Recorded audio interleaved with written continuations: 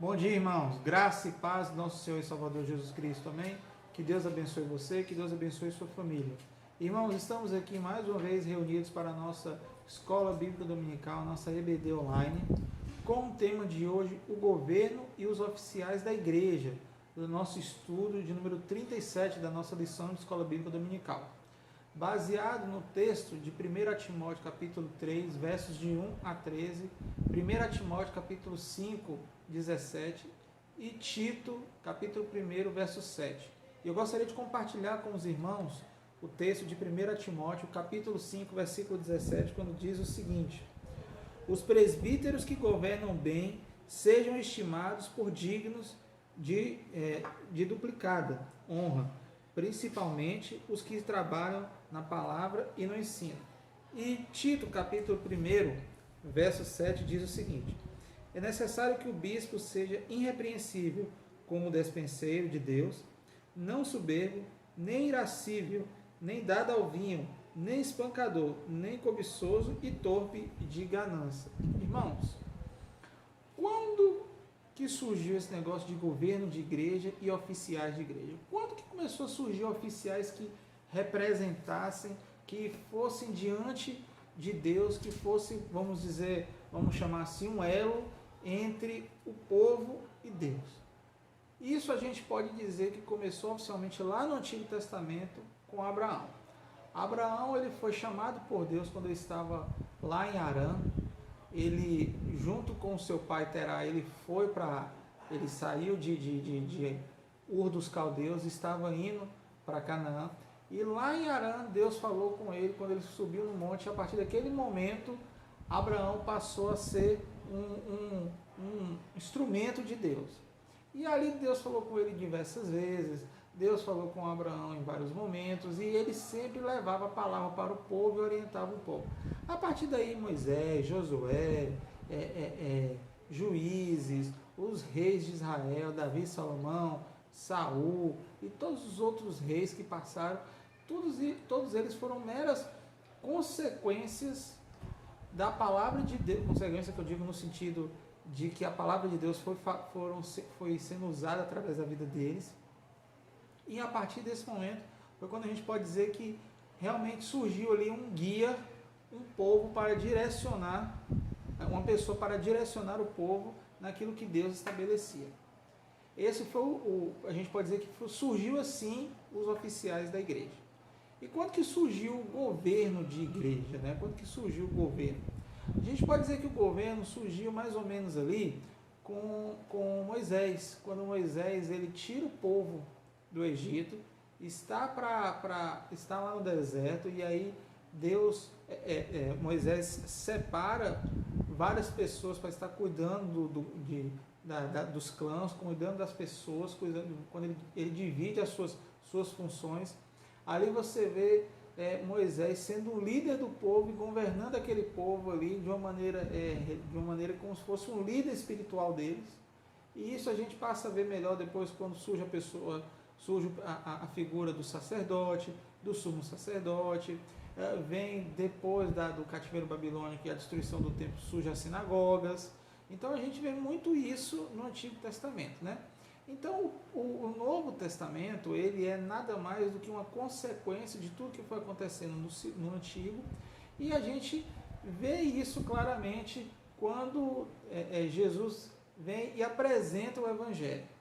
Quando Jesus nasce, no início da era cristã, quando Jesus nasce ali na Palestina, ali na região de Jerusalém, ali na cidade de Belém, né, naquela região ali, e Jesus cresce com aproximadamente 30 anos, ele aproximadamente começa o seu ministério com aproximadamente 30 anos, né? Aproximadamente não, ele começa o seu ministério com aproximadamente 30 anos de idade.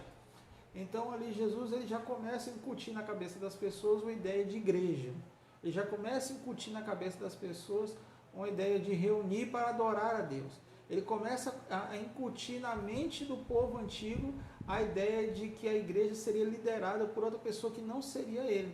E você vê que ao longo de toda a história da humanidade, quando Paulo escreve a carta aos Gálatas, e ele escreve lá que na hora certa, na plenitude dos tempos, ou seja, no momento certo, na hora certa, Deus enviou Jesus Cristo, nascido de mulher, nascido debaixo da lei. Ali você vê que no momento e na hora certa Jesus nasceu e a igreja nasce no momento certo, na hora certa. Diz os especialistas e os grandes historiadores e os grandes cientistas bíblicos, né, os especialistas na Bíblia, sei que existe cientista bíblico, os grandes especialistas bíblicos, dizendo que se Jesus tivesse criado a igreja hoje, no dia 5 de novembro, no dia 7 de novembro, né, de 2011, Jesus, o impacto do cristianismo no mundo inteiro, com toda a rede de comunicação global, não seria como foi no início da era cristã. Ah, pastor, você está falando isso porque hoje o mundo está deturpado? Não. Porque naquele tempo houve um momento e a hora certa. O momento e a hora certa. Tudo aconteceu segundo Deus planejou. Nada foi para a direita, nada foi para a esquerda, mas seguiu reto. Seguiu na direção daquilo que Deus fez e assim Ele faz até hoje. E aí surgem então figuras que são os oficiais da igreja e surgem também como que a igreja ela deve ser conduzida, né? Então o primeiro tópico que nós vamos trabalhar um pouco é o governo da igreja, né? Como eu falei, a igreja surgiu no Novo Testamento, surgiu com Jesus, Jesus surgiu e era o líder da igreja, nós podemos dizer, só que a igreja de Jesus não tinha templo, a igreja de Jesus não tinha prédio, a igreja de Jesus não tinha sala de escola bíblica dominical, a igreja de Jesus não tinha templo, sistema de som, não tinha nada disso, a igreja de Jesus era no meio da rua, né? Se fosse nos dias de hoje, seria assim no meio da rua, na calçada. Jesus ia e se encontrava com as pessoas e pregava ali, anunciava ali, falava ali várias coisas, e em várias coisas Jesus ia pregando, ia falando, ia fazendo no decorrer assim do dia. Ele não tinha o horário do culto, o horário da EBD, não tinha o culto de libertação, o culto de oração, o culto de pregação, não tinha nada disso. Jesus, ele simplesmente fazia, ele ia para a rua e fazia a obra de Deus. Ele era um evangelista nato, um missionário nato, o maior evangelista, o maior missionário da história da humanidade, né? Porque Jesus ele veio ao mundo e pregou um evangelho puro, simples. Mas quando Jesus ele é crucificado e aí ele ascende aos céus, ele passa para os discípulos a responsabilidade de continuar aquilo que ele ensinou para os discípulos. E assim os discípulos fazem. E aí eles começam a trabalhar na igreja. Começa a surgir modelos de igreja. Começam a surgir igrejas espalhadas ao redor de toda a região da Palestina, ou pelo menos em boa parte da região da Palestina. Porque ali missionários começam a surgir, pessoas leigas começam a pregar, pessoas que antes nunca tinham ouvido falar da salvação, já passam a saber da salvação e querem compartilhar isso com o outro. Então ali começam a ocorrer várias mudanças drásticas, e muitas mudanças dessas drásticas, elas transformaram o cristianismo em algo impactante. O evangelho era impactante, porque o evangelho, a pregação no início da era cristã, era sem dúvida nenhuma: Jesus morreu, Jesus ressuscitou, Jesus quer te salvar, bendito seja o nome de Jesus. Com certeza era basicamente isso que eles pregavam. Apesar de todo conhecimento de doutrina e tudo mais, eles pegavam justamente isso. E há relatos na história da igreja de pessoas que viram essa mudança. No início do século X, a igreja já havia mudado totalmente o seu sistema de governo. A igreja que antes nasceu como um carpinteiro de Nazaré, uma igreja simples, de pessoas simples, sem pompas, sem luxo. Quando foi entrando na Idade Média, a igreja deixou de ser em catacumbas, deixou de ser em casas, deixou de ser em salas escuras e passou a ocupar os templos sinuosos, os templos chiques, os templos bem construídos, os templos que realmente faziam diferença. Quando o imperador Constantino ele estabelece o cristianismo como religião oficial do Estado, e o imperador dá essa ordem, o cristianismo ele deixou de ser uma religião ilícita e passa a ser uma religião lícita. E aí eles tinham a liberdade de cultuar a Deus. E nesse momento, nós não sabemos até hoje se foi bom ou se foi ruim. Muitos criticam, mas muitos elogiam. Acontece então uma grande mudança no cristianismo.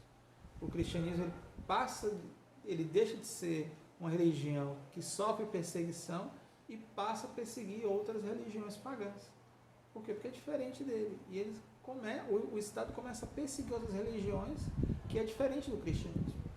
E isso, irmãos, causa um rebuliço, assim, uma mudança drástica.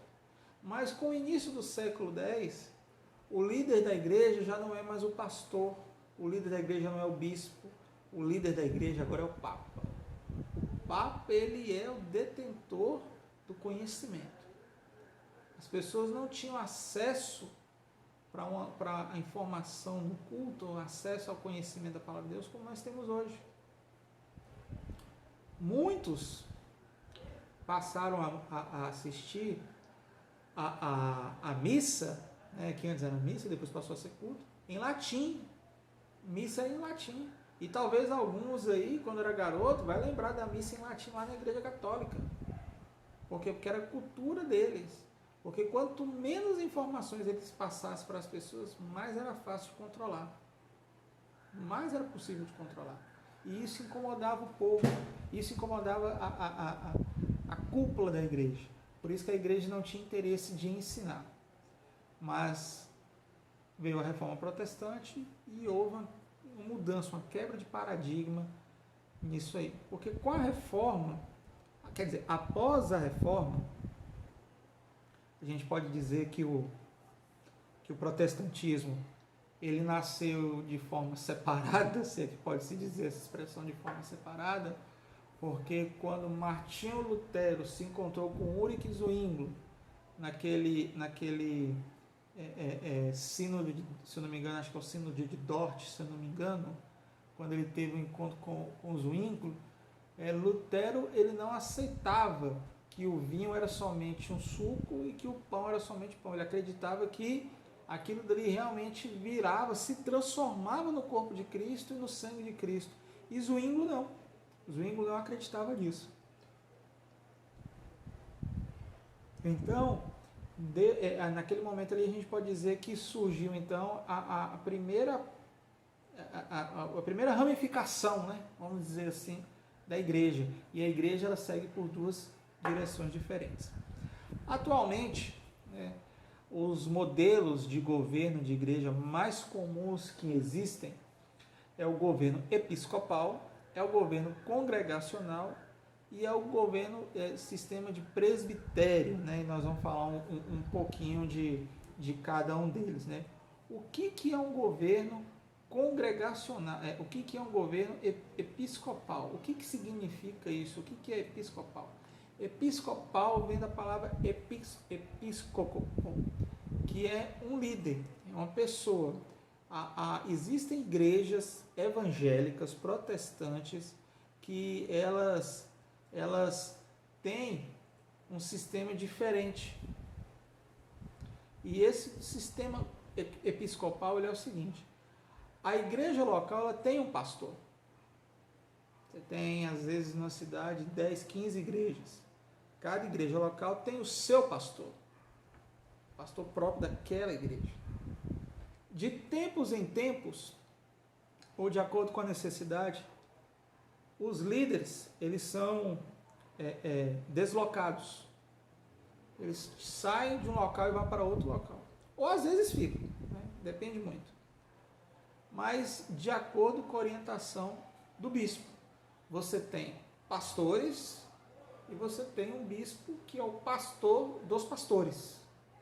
Entendeu? Todos os pastores de igrejas episcopais, eles devem ao bispo um respeito maior e um compromisso de exemplificar e de mostrar para o bispo o que está fazendo para que o bispo possa observar, ver se realmente ele está tendo o rendimento necessário, se ele está trabalhando direito, se a maneira dele agir condiz com a maneira da igreja, se a igreja realmente abraçou a ideia que o pastor colocou, e uma série de coisas que vão acontecendo, né? Então, essa é a ideia do sistema episcopal. Uma igreja no sistema episcopal, por exemplo, a Igreja Metodista do Brasil, temos a Metodista Wesleyana, acho que a Metodista Wesleyana também trabalha assim, e a Metodista do Brasil. Essas são igrejas que funcionam no sistema episcopal. O sistema de presbitério, como o próprio nome fala, né? É um presbitério, é um grupo de pessoas que determina, um grupo bem menor do que a quantidade de igrejas. Às vezes a igreja tem 500 membros e o presbitério tem lá 9, 7, 11. É bem menos, mas eles são responsáveis pela direção da igreja e também de tempos em tempos, se for realmente necessário, há uma remodelagem, uma recolocação dos pastores. É uma igreja também que tem pastores e eles se organizam dessa maneira. E esse sistema é bom porque a igreja nunca fica sem pastor, nunca fica sem um líder de referência. Existem igrejas no sistema congregacional que infelizmente sofrem muito porque estão buscando pastores e não estão conseguindo encontrar, ou escolhem um tipo, ou precisam de um tipo de perfil de pastor e às vezes não tem, né? Mas o sistema de presbitério ele faz isso para que possa se encaixar da melhor maneira possível. E o último sistema é o sistema congregacional, que é um sistema muito usado pela Igreja Batista e pela Igreja Assembleana. O que é isso? O sistema congregacional, cada igreja é independente. A igreja do bairro tal, ela segue uma linha tal e ela tem uma ideia tal. Pronto, essa é a ideia daquela igreja. Mas a igreja no outro bairro, do outro lado da cidade, eles já vão por outro caminho, eles já pegam outro caminho, já pegam outra ideia. Então, certo. Por exemplo, nós podemos pegar uma igreja congregacional em que a ênfase dela é muito uma ênfase missionária. Você pode pegar a igreja número 1. A igreja número 1 aqui é uma ênfase em missões. Então, tudo lá é para missões. Campanha para missões, cantina para missões, o povo respira missões o tempo todo.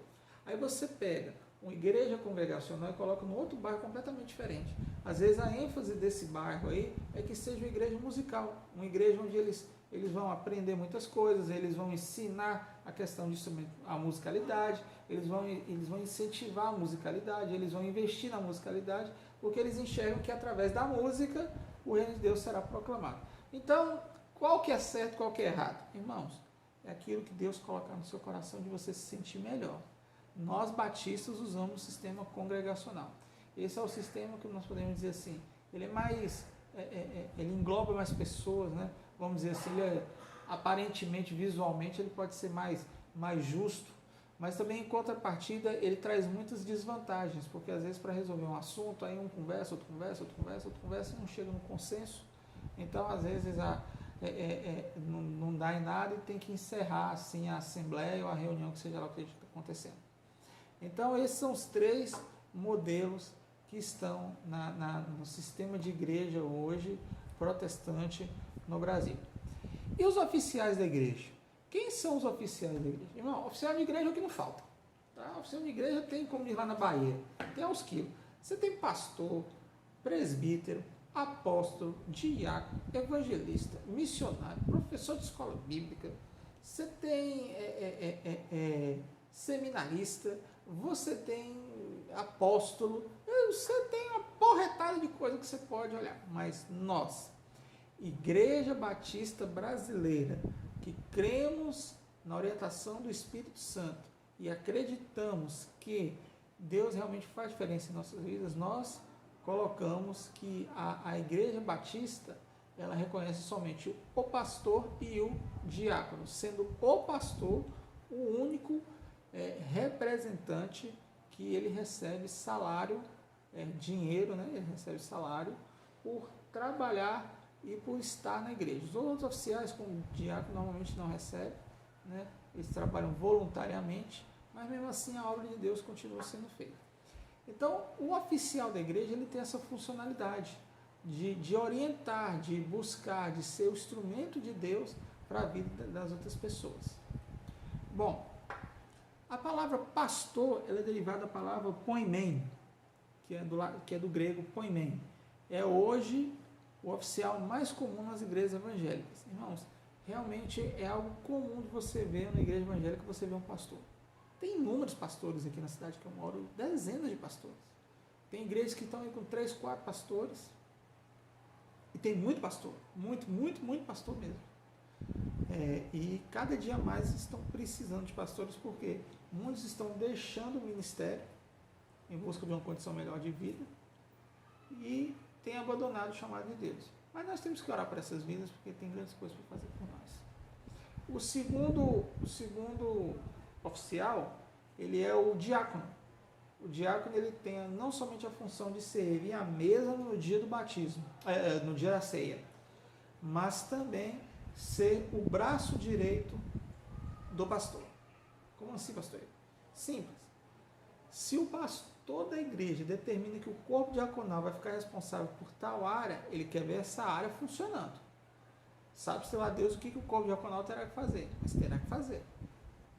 Porque a ideia é de um Deus que cuida das nossas vidas e vai refletir isso justamente na obra que estará sendo feita cada dia mais com os diáconos. Essa que é a grande questão, é o grande tchan do negócio. Você ser um instrumento de Deus para você poder abençoar vidas. E o diácono, ele é um instrumento de Deus. Apesar de ele ser um oficial da igreja, ele não recebe salário por causa disso. Ele trabalha voluntariamente. Mas esse mesmo voluntariamente, ele realiza grandes coisas. Tem vários corpos diaconais em várias igrejas, que é uma coisa maravilhosa. Eles são, assim, fenomenal, são show de bola. E concluindo, atualmente, as igrejas têm um líder, seja ele o pastor, o presbítero, o missionário e por aí vai. Mas todos esses pastores e líderes, eles precisam seguir o exemplo do pastor e do líder maior. Eles precisam ter noção daquilo que Deus está colocando na vida deles e a responsabilidade que é de cuidar do povo dele. Que eles possam aprender que cada vez mais a palavra e a ação do Espírito Santo seja presente na vida de todos esses líderes. Irmãos, é isso que nós precisamos hoje, de líderes que realmente façam diferença no meio evangélico e façam diferença no reino. Vamos orar para nós encerrarmos? Pai, muito obrigado por tudo que o Senhor tem feito. Eu te louvo por tudo que o Senhor tem realizado e que em nome de Jesus possamos crer no poder, no agir e no manifestar do Senhor. Louvado e exaltado seja o Senhor e agradecido seja o teu nome em nome de Jesus. Amém. Que Deus te abençoe e que Deus te guarde.